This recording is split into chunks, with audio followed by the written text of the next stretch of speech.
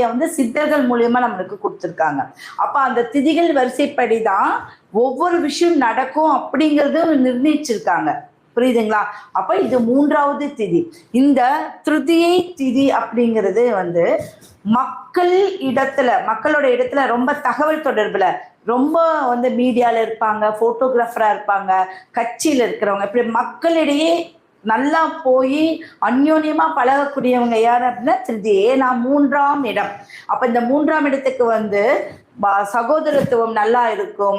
அடுத்தது சகோதரர்கள் நல்லா இருக்கும். பெரிய பிரச்சனைகள் எதுவும் வராது. இந்த திதியில பிறந்தவங்க நிறைய சாதிக்கணும். மக்களிடையே போய் ஒரு ஜேர்னலிஸ்டா இருப்பாங்க, ஒரு பத்திரிகையாளரா இருப்பாங்க. இந்த மாதிரி நிறைய விஷயங்கள் இந்த திதியில பிறந்தவங்க இருப்பாங்க. புரியுதுங்களா? அப்போ அவங்களுக்கு 1க்கு 2ஆன தொழில்களும் இருக்கும். எப்பவுமே 3ஆம் இடத்துல இருக்கிறவங்க ஒரு 3 விஷயம் 2 விஷயத்த அவங்க கைக்குள்ள வச்சுக்குவாங்க. ஒருத்தர்